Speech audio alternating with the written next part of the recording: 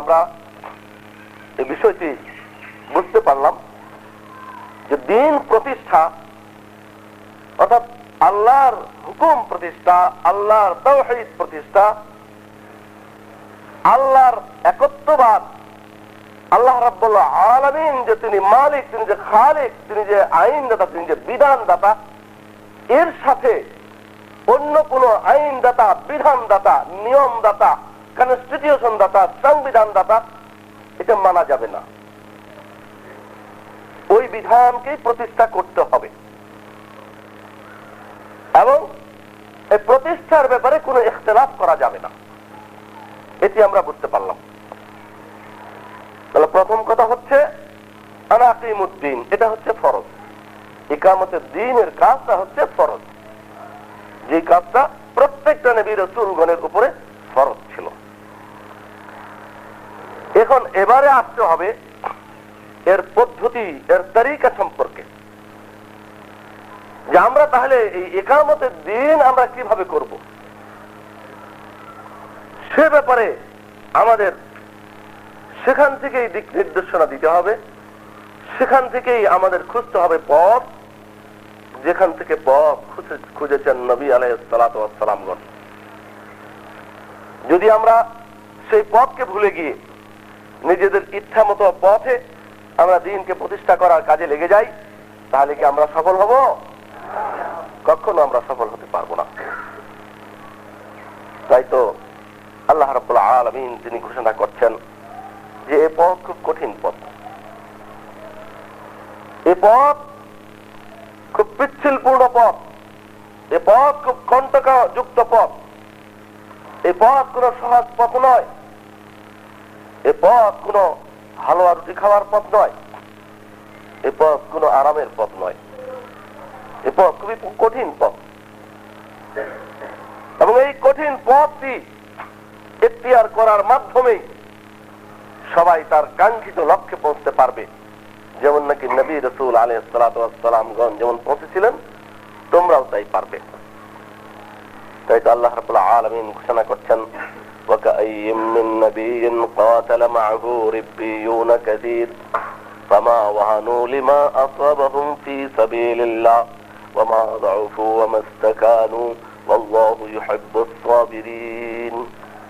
ওয়াকাইয়্যিম মিন নাবিয়্যিন, কত নবী ছিলেন, ক্বাতালা মা'আহু রিব্বিয়ুনা কাসীর, যে তাদের সাথে তাদের সেই অনুসারীগণ, তাদের উম্মতগণ তাদের সাথে মিলিত হয়ে তাদের কমান্ডে, তাদের দিক নির্দেশনায়, তাদের সেনাপতিত্বে, তাদের নেতৃত্বে ক্বাতালা যুদ্ধ করেছেন, জিহাদ করেছেন, লিইকামাতিদ দ্বীন, আল্লাহর বিধানকে প্রতিষ্ঠা করার জন্য তারা এই জিহাদের রাস্তাকে ইখতিয়ার করেছেন। এবং তাদের সাথে সাথে তাদের উম্মতগণ সেই রাস্তায় তারা ছাপিয়ে পড়েছেন। ফামা ওয়াহানু লিমা আসাবাহুম ফি সাবিলিল্লাহ, এই জিহাদের, এই যুদ্ধের, এই কিতালের রাস্তাকে ইখতিয়ার করতে গিয়ে ফামা ওয়াহানু লিমা আসাবাহুম ফি সাবিলিল্লাহ, এই আল্লাহর রাস্তায় তারা এই কিতাল করতে গিয়ে কোন রকম কোন ধৈর্য হারা হন নাই, দুর্বল হয়ে যান নাই, ভেঙে পড়েন নাই। তারা কঠিন মনে করে এই রাস্তাকে পরিত্যাগ করে তারা সহজ কোন রাস্তা, কোন আবিষ্কার তারা করেন নাই। ওয়ালা তাতাফাররাকু ফীহি, যে কথা আল্লাহ রাব্বুল আলামিন বলেছেন যে ইকামতের দ্বীনের জন্য, ইকামতের দ্বীন করতে গিয়ে ওয়ালা তাতাফাররাকু ফীহি ইকামতের দ্বীনে, এই ইকামতের দ্বীন করতে গিয়ে নানান রকম পন্থা তোমরা ইখতিয়ার করবে না। এই যদি করো তাহলে তোমরা দুর্বল হয়ে যাবে, তোমাদের কাঙ্ক্ষিত লক্ষ্যে তোমরা পৌঁছতে পারবে না। অতএব আল্লাহ রাব্বুল আলামিন বলছেন ওয়াকাইয়্যিম মিন নাবিয়্যিন ক্বাতালা মা'আহু রিব্বিয়ুনা কাসীর। দেখুন কত নবী তারা কষ্ট করেছেন, তাদের সঙ্গী সাথীরা তারা কষ্ট করেছেন, তাদেরকে এমন নির্যাতন, এমন অত্যাচার করা হয়েছে, তাদেরকে করাত দিয়ে মাথা থেকে পা পর্যন্ত চিরে ফেলা হয়েছে, তাদেরকে পাথর মেরে দান দান শহীদ করে দেওয়া হয়েছে, তাদেরকে তীর বল্লম মেরে মাথার ভিতরে ঢুকিয়ে দেওয়া হয়েছে, সারা শরীরে ঢুকিয়ে দেওয়া হয়েছে, তাদেরকে অগ্নিকাণ্ডে নিক্ষেপ অগ্নিকুণ্ডে নিক্ষেপ করা হয়েছে, তাদেরকে তাদের সাহাবায়ে কেরামদেরকে এমন অবস্থা করা হয়েছে, একটা একটা অঙ্গকে কেটে কেটে টুকরা করা হয়েছে। ফামা ওয়াহানু লিমা সাবাহুম ফি সাবিলিল্লাহ, তবে এই ফি সাবিলিল্লাহ আল্লাহর রাস্তা থেকে তারা বিচ্যুত হন নাই। আল্লাহর রাস্তা ছেড়ে দিয়ে তারা অন্য কিছুকে আল্লাহর রাস্তা হিসেবে ইখতিয়ার করেন নাই। ওয়ালা তাতাফাররাকু ফিহি, তারা ফিরকা ফিরকা হয়ে যান নাই। এজন্যই তাদের সফলতা এসেছে। তা আমরা যদি আজকে সেই সফলতা যদি পেতে চাই, তা আমাদেরকেও ওই রাস্তার উপরে ইস্তেকামাত থাকতে হবে, ওই রাস্তার উপরে অটল থাকতে হবে। ওই রাস্তাকে বাদ দিয়ে নতুন কোন রাস্তা ইখতিয়ার করা যাবে না, তাহলে বিরাট ভুল হবে। যে ভুল যুগ যুগ ধরে বিভিন্ন রকমের নেতৃবৃন্দরা করে আসছেন, যে ভুল বিভিন্ন আলেম নামধারী, বিভিন্ন সংগঠনের নেতা নামধারী অনেক ব্যক্তিবর্গই দেখা যায় যে ভুল করে এসেছেন।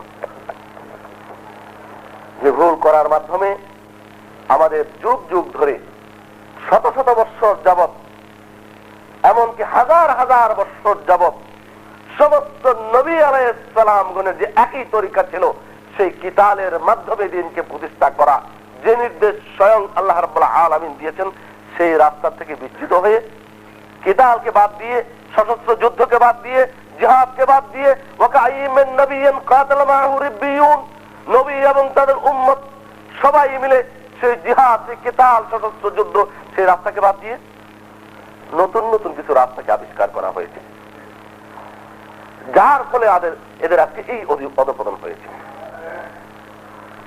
অথচ আল্লাহ রাব্বুল আলামিন বলছেন যে আমার দ্বীনকে প্রতিষ্ঠা করবে আমার দেওয়া নিয়ম অনুযায়ী, আমি যে বলেছি সে অনুযায়ী করবে, এটাই তোমাদের উপরে ফরজ। সালাত যেমন ফরজ, সালাতের আরকান গুলো সেরকম ফরজ, সালাতের রাকাত গুলো সেরকম ফরজ। এখন যদি কেউ সালাত ফরজ মেনে নিল, নামাজকে পড়বে এটা ফরজ সে মেনে নিল, কিন্তু রাকাত গুলোকে সে ফরজ মানে না, সে নতুন ভাবে আবিষ্কার করলো জোহরের সালাত 20 রাকাত, আসরের সালাত 2 রাকাত, মাগরিবের সালাত 6 রাকাত, মানে ইচ্ছা মতো সে রাকাত বানানো শুরু করে দিল, বা পদ্ধতি রুকু, সিজদা, কিয়াম, কুউদ এই সমস্ত কিছু বাদ দিয়ে অন্য অন্য পদ্ধতিতে শুরু করে দিল। গড়াগড়ি পদ্ধতি বা মাথা ঠুকুর পদ্ধতি, ওয়ালের মধ্যে মাথা পিটে আল্লাহ আল্লাহ করে মরে যাওয়ার পদ্ধতি ইত্যাদি ভণ্ড অনেক রকমের পদ্ধতি আবিষ্কার করলো। তাহলে কি এই সালাত আল্লাহ রাব্বুল আলামিন কবুল করবেন? যদি আমাদের এই নির্ধারিত আল্লাহ প্রদত্ত সালাতের পদ্ধতির চাইতে অনেক কষ্টকর সালাতও তিনি পড়েন, আল্লাহ রাব্বুল আলামিনের কাছে কবুল হবে? হবে না। তো ঠিক একই ভাবে আল্লাহ রাব্বুল আলামিন ইকামতের দ্বীনকে ফরজ করেছেন, ইকামতের দ্বীনের জন্য তিনি পদ্ধতিও দিয়েছেন, কিভাবে করতে হয় সেই পদ্ধতিও তিনি দিয়েছেন। এখন যদি সেই পদ্ধতিকে বাদ দিয়ে আমরা নিজেরা একটা পদ্ধতি আবিষ্কার করতে শুরু করি, বা কোন শয়তানের চক্রান্তে একটা পদ্ধতি আবিষ্কার হয়ে গেল আর কিছু মানুষ তার অনুসারী হলো, আর আমরা যদি সে দেখে তার পিছনে পিছনে সেই পদ্ধতিকে ইখতিয়ার করি, আল্লাহ রাব্বুল আলামিনের কাছে কি কবুল হবে? হবে না। আল্লাহ রাব্বুল আলামিন তিনি বলছেন যে আমি যেভাবে আকিমুদ্দিন বলেছি, আমার দ্বীনকে প্রতিষ্ঠা করতে বলেছি, এখন শুনে নাও তার পদ্ধতিও আমি বলছি। তার পদ্ধতি কি কি করতে হবে? আমার দ্বীনকে বাদ দিয়ে, আমার জীবন বিধানকে বাদ দিয়ে যারা দুনিয়াতে দাম্ভিকতা দেখাবে, যারা দুনিয়াতে সীমা লঙ্ঘন করবে, যারা দুনিয়াতে আমার ল এন্ড অর্ডারকে উপেক্ষা করে, তাদের বানানো আইন, তাদের বানানো ল এন্ড অর্ডার যারা করবে, এরা হচ্ছে সীমা লঙ্ঘনকারী, এরা হচ্ছে তাগুত, এরা দেশের ভিতরে সীমা লঙ্ঘন করেছে, আমার বেঁধে দেওয়ার সীমাকে এরা লঙ্ঘন করেছে। তাই তো আল্লাহ রাব্বুল আলামিন বলছেন ওয়া ফিরআউনা লিল আওতাদ আল্লাযীনা তাগাউ ফিল বিলাদ, ওই সমস্ত ফিরআউন এরা তুগয়ান করেছে, এরা সীমাকে লঙ্ঘন করেছে, আমার বেঁধে দেওয়া সীমা তারা লঙ্ঘন করেছে। আমার বেঁধে দেওয়া কি সীমা ছিল? ওয়া আনহকুম বাইনাহুম বিমা আনজালাল্লাহ, তোমার প্রজাদের মধ্যে বাইনাহুম, যাদেরকে তোমরা শাসন করছো তাদেরকে কি দ্বারা শাসন করবে? বিমা আনজালাল্লাহ, আল্লাহ রাব্বুল আলামিন যে বিধানকে নাযিল করেছেন সেই বিধান দ্বারা তাদেরকে তুমি শাসন করবে। তো সে কি করছে? সেই বিধানকে বাদ দিয়ে তার নিজের চিন্তা প্রসূত বিধান দ্বারা শাসন শুরু করে দিল। তাই আল্লাহ রাব্বুল আলামিন বলছেন এরা তুগয়ান করলো, আল্লাযীনা তাগাউ ফিল বিলাদ, তার দেশে তারা সীমা লঙ্ঘন করলো। তাই আল্লাহ রাব্বুল আলামিন তিনি কি নির্দেশ দিচ্ছেন? এই সমস্ত ব্যক্তি যারা দেশে সীমা লঙ্ঘন করবে, যারা ক্ষমতা পেয়ে আমার আইন অনুযায়ী তারা দেশকে শাসন করবে না, তাদের সবাইকে উৎখাত করে দাও।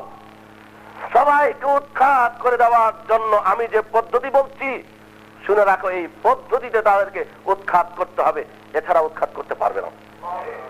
সে পদ্ধতি কি? ওয়াকাতিলুহুম হাত্তা লা তাকুনা ফিতনা ওয়া ইয়াকুনা আদ-দীনু কুল্লুহু লিল্লাহ, এদের সবার বিরুদ্ধে কিতাল করতে হবে, সশস্ত্র জিহাদ করতে হবে, তাদের বিরুদ্ধে যুদ্ধে অবতীর্ণ হতে হবে, গজওয়ায়ে অবতীর্ণ হতে হবে, গজওয়ায়ে বদর, গজওয়ায়ে উহুদ, গজওয়ায়ে খান্দক ইত্যাদি যত গজওয়া আল্লাহ রাসূল সাল্লাল্লাহু আলাইহি ওয়াসাল্লাম করেছেন এইভাবে করতে হবে।